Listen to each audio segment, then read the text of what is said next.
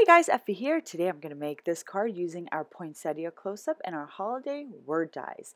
So I'm going to do some Copic coloring. So I'm just going to stamp this beautiful giant image onto some regular white cardstock, and the panel size that I'm using is A2 size, which is 4 1/4 by 5 1/2. So since I'm doing some Copic coloring, I'm going to ink up our stamp using our Caviar Hybrid ink, which is Copic friendly, and then I'm going to start coloring these petals using my R14 Light Rouge Copic marker. As I color in the base color for my poinsettia, I'm going to feather up that color towards the edges of the petal, but I'm making sure to leave a little bit of white space at the edge. And I'm just using light feathering strokes as I go towards the edge. For my next hue, I'm using RV29 Crimson. This is my second darkest color, and I'm going to use the same light feathery strokes, and I'm just going to go over a little bit of the base of my petal, but I'm not going to completely cover up that light rouge that we just colored.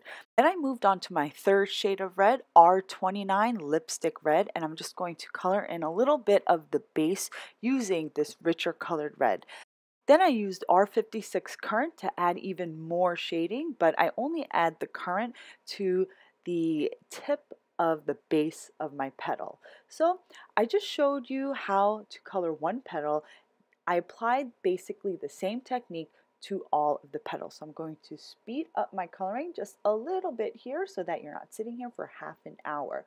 The trick to coloring with these markers for this image is that as you put down a base layer of color, or as you build your layers, you never want to completely overtake that layer of color that you just put down. So for example, my first layer was light rouge, and that covered most of the petal. My second layer color is the RV29 Crimson, and I made sure to only cover enough of the light rouge so that some of it was showing towards the edges of the petal, and that also applies to the rest of the shades. The crimson and the lipstick red are very similar, with the only difference being is that the lipstick red is slightly darker, but at the same time I never completely color the crimson area with the lipstick red. I only add a little bit of the lipstick red as shading or accents to that crimson. And with my R56 Currant marker or shade, I use this even less. I only use it at the tips or the edges of my petals. And then for the RV69 Peony, this is the darkest color that I'm using. For this shade, I'm literally just adding it in slight corners to give my petals a little bit more depth. If you end up coloring where you didn't mean to color, just take a colorless blender and try to blend that color out. And that's what I did for a couple of spots in my panel.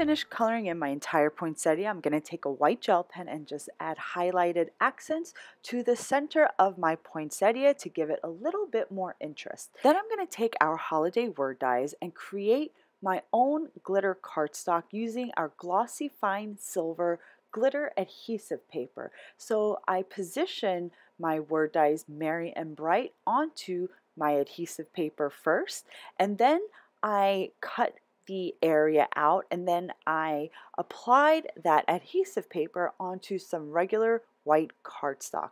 Once my paper was on the cardstock, I taped down my word dies onto the glitter portion, and then I die cut my word dies using, since these word dies are a little bit more intricate, I use the metal plate or shim that comes with the Gemini Junior, so I get a little bit more of a precise die cut. Once I've pulled out all the die cuts from the dies, I'm going to start arranging them onto my project. Once I'm satisfied, I'm going to add little dots of liquid adhesive behind each die cut and glue my word die cuts down. To make this into a holiday card, just slap this panel onto a card base and you're all set. I actually might be using this for my December daily album, so I won't be putting it on a card base in this video. But I hope you all enjoyed my project for today. Don't forget to subscribe to our YouTube channel because I update it on a weekly basis. Thanks for watching, guys. I'll see you next time.